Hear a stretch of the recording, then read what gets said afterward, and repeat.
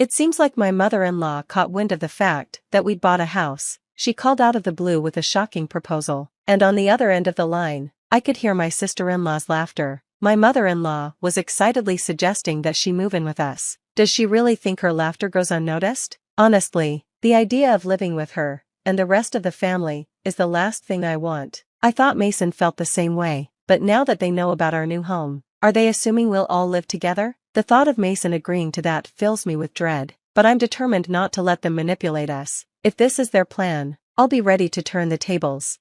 Reflecting on my past challenges, I'm not backing down. I am Nancy Deborah, 32 years old, and I work for a major financial corporation. Mason and I married 4 years ago, and we haven't started a family yet, not because we don't want to, but for specific reasons we both take seriously. We've agreed to focus on our careers first, striving for progress every day. And once we've established our professional lives, we'll begin building a stable environment for our future children. When the time is right, we'll revisit the idea of expanding our family. Recently, a major project I had been planning at work was a success, and I was officially promoted. My salary, which was already decent, got a nice boost. Mason didn't receive a promotion, but his raise was significant due to his tenure at the company. With both of our incomes rising, it finally felt like the perfect moment to turn our long-held dream of homeownership into reality. I approached Mason with the idea. I think it might be time for us to start thinking about getting our own place. What do you think? His response was immediate and enthusiastic. Is it time already? I could hear the excitement in his voice. I'd been thinking about it too, but since I haven't been promoted yet, I wasn't sure how to bring it up. Don't worry about that, I reassured him. It's not like only one of us needs to be earning. I was thinking we could put the house in my name since I'm earning more now. Really? He asked, surprised. Well, if you're okay with it, then yes, let's do it in your name. I smiled. All right, let's move forward with that. We can check out some model homes on our next day off. Sounds great. Let's not miss this chance, he said, sharing my excitement. I felt so grateful to have him by my side. We were in sync, and moments like these reminded me that I had made the right choice. The following week, we kept our appointment to view model homes. We toured different designs and started imagining what our own home could look like. Over weekends, we began sketching simple floor plans and researching online. During a visit to a construction company, they recommended that we take an active role in designing the house, rather than leaving everything to them, so that it truly reflected our personalities. While we both loved the idea, we admitted that our knowledge of architecture was limited, but we were eager to learn. As we continued balancing this project with our work, we made steady progress, but then, just as we were getting into the rhythm of it, the doorbell rang. Thinking it was just a delivery, I opened the door, only to find my mother-in-law standing there. Mom, what brings you here so suddenly? I asked, already bracing myself for whatever surprise she had in store. I asked, surprised by her sudden visit. Without a word, my mother-in-law slipped off her shoes and made herself at home. Hearing her, Mason came out, equally surprised. Mom, what's up? He asked. Didn't Nancy tell you? She replied, looking slightly puzzled. I spoke to her about it over the phone a little while ago. Mason turned to me, confused. Maybe Nancy forgot to mention it? That's not true, Mom, I interjected quickly. It's not forgetfulness. I've just been incredibly busy with work. I'm handling both my job and the household responsibilities, so my mind's constantly buzzing with tasks. Oh, you're such a thoughtful person, Mason, she said warmly. Your late father would have been so proud of how you support Nancy. I nodded, not entirely comfortable with the compliment, but Mason smiled. Then, she pulled a travel brochure from her bag, spreading it out on the table and pointing to a page marked with a post-it note. Listen, Mason, she said with a content smile. I've always dreamed of seeing Niagara Falls. Would you take me there, please? Mason and I both stared at her, speechless, our mouths hanging open as she continued, not missing a beat. Come on, Mason, think of it as an act of filial piety, she urged. Mason, still flustered, finally managed to speak. Wait a minute, Mom, this is a bit sudden. You're springing a trip on us. Oh, you could come too, Nancy, she added casually. I was thinking of asking Anna, but if Mason's coming, we could make it a family trip. Anna? Mason asked, confused. What are you talking about? Nancy is here. I can't just take time off work, and it feels weird to finance a trip for you and my sister. That's not weird at all, his mother countered swiftly. Spending money on family is a wonderful thing, don't you think? She turned to me for support, clearly expecting me to agree. Though taken aback, I stood my ground. Spending your own money on family is fine, but imposing it on others is different. Her tone shifted immediately. What do you mean by that? Are you suggesting I'm trying to extort travel expenses from Mason? She asked, her voice laced with indignation. I tried to clarify without sounding too harsh. I didn't mean it like that, but it did seem like you were expecting us to cover the trip. Her expression darkened. That's terrible, Nancy. I had no such intention, she exclaimed, clearly upset. You're making me out to be the villain in front of Mason. I didn't mean to call you a villain, I quickly assured her, trying to ease the tension. I just wanted to clarify.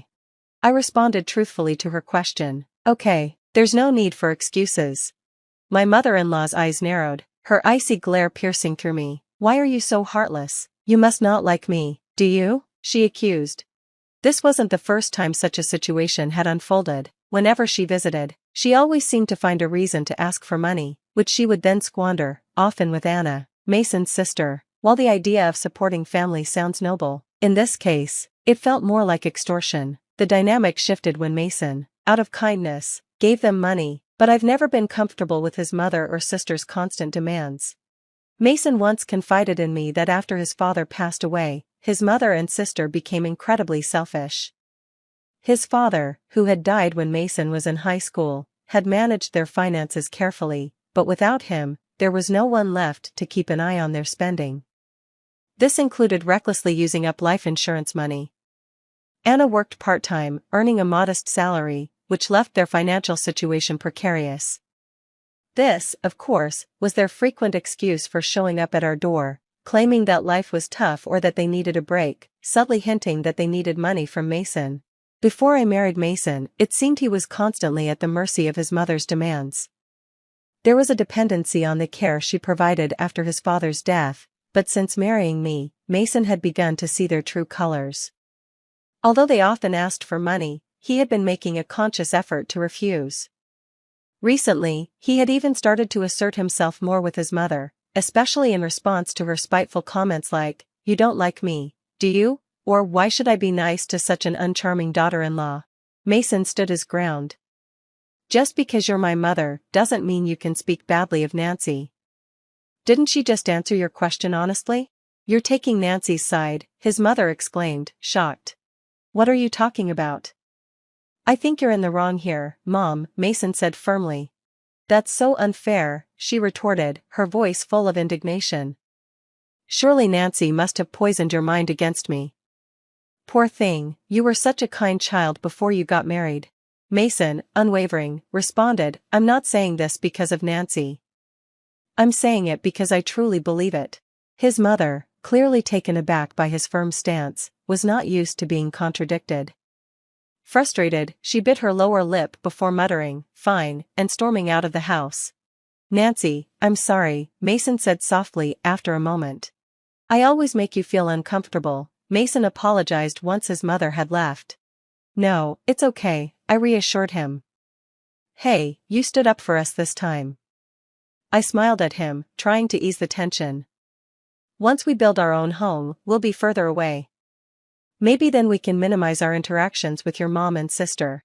"That would be a relief," Mason agreed, sounding genuinely grateful. The location we were considering for our new house was significantly farther from our current apartment, but that distance would also make our commutes easier. Currently, our apartment was just 4 train stations away from Mason's parents' house, but the new house would be 3 times farther, requiring several transfers. The route was complicated, so unless we gave them the address, it was unlikely they would be able to find it. This move seemed like a perfect opportunity to distance ourselves from the constant, often uncomfortable family interactions. We submitted our floor plan ideas to the construction company, and 3 months later, construction began. About 8 months after that, our $800,000 dream home was completed. We managed to carve out some time from our busy schedules to pack a few days before the move. Then, in the midst of packing, I received a call from my mother-in-law. I put her on speakerphone while I continued to pack. "Hello?" I greeted her. "When are you moving? You bought a house, right?" I want to live with you, she blurted out, her voice unusually high-pitched and catching me off guard. In the background, I could hear Anna, my sister-in-law, chuckling. That's great. We can make Nancy work for us every day. Mom, you came up with a good idea, Anna snickered. Do they think I can't hear them? It was clear they were planning to freeload off our move, imagining an easy life at our expense. Honestly, I had no intention of living with them, and I knew Mason felt the same way. But talking about our new house with them might have given them the impression that we'd all be living together. The idea that Mason could be colluding with them worried me, but I was determined not to let them dictate our lives. It seemed like they were trying to manipulate the situation to their advantage. If that was their plan, I had to stay one step ahead. I informed them of our moving date, and immediately, my mother-in-law and Anna responded with their demands. We'll come to your apartment in the afternoon on that day. Take us with you in the car and arrange the movers for us too, they demanded, before hanging up. Of course, I had no intention of fulfilling their requests. Before I could discuss this with Mason, I turned around and found him already standing there. Mason, were you listening? I asked, a bit caught off guard by his presence. I was about to take a break and talk to you about this, he said. Was that Mom on the phone just now? Yes, I replied, a little apprehensive. I was going to talk to you about that too. Why did you tell your mother about our new home? I was taken aback. What do you mean? I asked, surprised. Mason sighed and explained, it's not quite like that. Last time my mom visited, she saw the floor plan of our new house lying around. She's been pestering me about it every day since, so I eventually gave in. I'm sorry, he added quickly, his voice full of regret. You don't think I intend to live with them, do you? Of course not, Mason, I reassured him, seeing the genuine concern in his eyes. After hearing that phone call, though, I think it might be better if we cut ties with them. It's just too much. Mason's expression darkened, and for the first time, I saw him more furious than I had ever seen before. It was a relief, in a way, he was on my side. He went on to explain that his mother had shown a surprising interest in the layout of our new home, pretending to casually inquire while bombarding him with questions about the number of rooms, the size, and all the details. It was clear she had been trying to find a way in, and this conversation only solidified our resolve. We both agreed it was time to set boundaries and protect our new life together from unwanted intrusions. I had reached my limit with his mother's overbearing behavior. She had caused enough chaos in our lives, and it was finally time to turn the page. We were ready to settle this issue once and for all. So, the day of the move arrived. Mason and I arranged for the movers to transport our belongings in the morning, and we drove to our new home. By the time we finished unloading and arranging everything, it was already past 2 p.m. We sat down to take a break, and that's when we checked our phones and found dozens of missed calls from my mother-in-law. She called me too, Mason said, his voice tinged with exhaustion. Just then, like clockwork, the phone rang again. I answered it, leaving the speakerphone on. Hello? I said. Nancy, where are you? I told you I'd be at the apartment this afternoon, didn't I? Yes, you did say that, I replied, keeping my tone calm. So, what can I do for you? What do you mean, you didn't arrange for the movers? I've been waiting at home, and not a single truck has shown up. I had to come to your apartment myself. Well, that's too bad, I said coolly. You know, I didn't arrange for any movers. What? That's not the agreement. Where is your new house? She demanded, flustered. Do you think I'd tell you? I countered firmly. There was a stunned silence on the other end. I could almost hear her processing the fact that things had changed. She probably thought, as long as Mason was involved, she could manipulate the situation in her favor. But Mason had changed. He was now firmly by my side. I took a deep breath, my frustration building, and continued, just so you know, neither Mason nor I have any intention of living with you two. From now on, please stay out of our lives. What are you saying? Your opinion doesn't matter. It's up to Mason to decide. At least tell me where the new house is, she demanded, her voice growing shrill. How are you going to get here without even knowing the address? I retorted. This house is in my name, and I have the right to decide who lives here. If you barge in, it's trespassing. My mother-in-law was taken aback by my assertiveness, and the silence that followed spoke volumes. It was clear that the dynamics had shifted. Mason and I were taking control of our lives. "And I'll sue you if you trespass," I added, my voice steady and resolute. Her response was incredulous. "Trespassing? How rude to say that about your husband's family." At that, Mason intervened, his tone sharper than I had ever heard before. "Family? The family member I respected, my father, is gone. What remains now doesn't resemble the family I once knew." "What are you saying?" my mother-in-law faltered, her voice shaking with disbelief. "After that last phone call, I've had enough. Just sharing blood with you is embarrassing. From now on, my family is Dave and Nancy," Mason declared firmly. "I no longer consider you two part of my family." "Wait, Mason, don't say such things," she pleaded, her voice cracking. "Don't bother us again, got it?" Mason said, and with that, he ended the call. Not waiting for her response, he quickly adjusted his phone settings to block her calls. I looked at him, concerned but supportive. "Hey, Mason, are you really okay with this?" "Yeah," he said, a genuine sense of freedom washing over his face. "I finally realized my mom was just using me. I feel completely relieved now." Mason was truly free from the manipulative ties that had bound him, and that was the turning point for us as a couple. We had successfully severed the unhealthy connections with his mother and her daughter. From that moment, Mason ceased all support. Without him, they struggled financially. My sister-in-law's part-time income wasn't enough, and my mother-in-law, long accustomed to being a housewife, had to find part-time work. Unaccustomed to the working world, she faced challenges and often met disapproval at her new job. Meanwhile, Mason and I enjoyed a peaceful life in our new home. There were no more unexpected visits from my mother-in-law. Our lives were stress-free, and for the first time in a long time, we truly felt at ease.